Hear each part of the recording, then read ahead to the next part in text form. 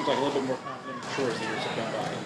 Well, sure. It's every year you're going to get a year better, and he's got a lot of playing time. So he's done a great job because we move him around to all the different positions we have as far as the formations are concerned, and he's able to handle all of those. He's a really smart, instinctual kid, and he's got better at knowing what he's doing, perfecting that, knowing what the defense is doing, and now in his third year, he's starting to set things up, and that's kind of the progression you look for. And he's doing a real good job in camp right now with that. Eddie obviously comes from the West Coast system foundationally, but over the last 11 years with him, how much has the tight ends routes gotten deeper? You're trying to go more downfield with that position, obviously, whether it's attached to the offensive line or obviously spread out. Well, I think that's the biggest part, that you're not just in a slot. Then we started getting, we'd go with, the speed trips where Travis is by himself. That was a big change from West Coast. That wasn't part of that, to where he's isolated. And then now I think that with the movements and shifts that you have with him in the backfield and with, moving him all over the formation, that's kind of, you just do more with those guys than normally you would do with wide receivers, and it has to do with his ability to handle it.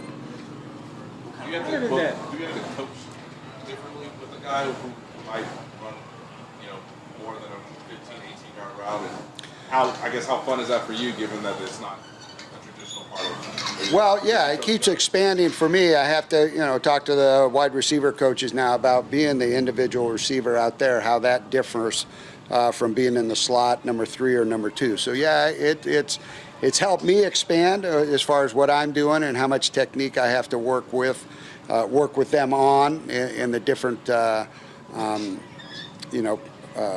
coaching points and scouting reports that we have to give for those guys. So it challenges me, but then them too. So they have to get a bigger picture of what's going on, and that's helped us all along. Everybody.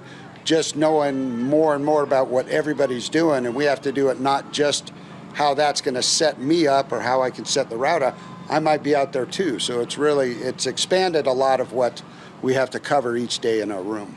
And in that same vein, is there to a point that offenses have changed so much, defenses have adapted to it, that now there's a schematic advantage to having multiple tight ends? Because I know you even had a period yesterday that was all 13 personnel. Is there a point now where that's maybe a schematic advantage for you guys? Well, it's a cyclical league, so you always see, you get trends, so the offense does, and the defense catches up. And now, the defense's traditional coverages you rarely see anymore. I mean, they're multiple. They have combination coverages to where, they're trying to call versus where your guys are and match up a coverage with that. So the challenge is always going to be, coach says keep it fresh. We're always doing something new because so's the defense. They're catching up, and it becomes just a matchup. And if you can't just win on matchup, now you have to come up with something different or make them have to think, challenge them on making an adjustment. And that's kind of the cat and mouse game that you play all the time. How do you see Noah Gray grow in his years here so far? Well, he got pressed last year into being more of our Y tight end. Which is a little bit more blocking scheme, and that's not what he was doing in college. When Blake got hurt in the preseason game that put him in that position, he did a phenomenal job getting in there, playing a lot more physical in the paint, as we would say, blocking inside, and he did a great job with that. Add that to what he's done when you split him out or when he's running routes versus not just linebackers. Now he's out on safety. So for him, that helped him because now he's got a broader picture on what he can do, and we can do more with him. And that's kind of what Coach looks for is what you do well. Well, I'm going to take advantage of that. And let's see what we can come up with to utilize that. You've been with Andy so long, probably as long as anyone coaching.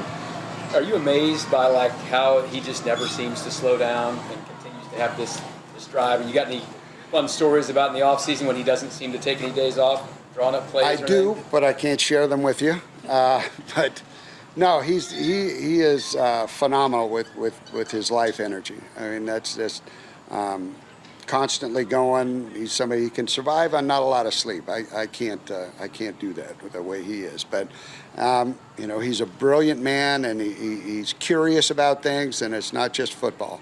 So it's all parts of life, and you know, just a great human being. And you know, he's not going to be bored at anything that he chooses to do. He finds a way to get you know, involved in it, and well-rounded in all aspects of life. So I've been very fortunate to be with him since '82 when he was my position coach. So it's been a little while.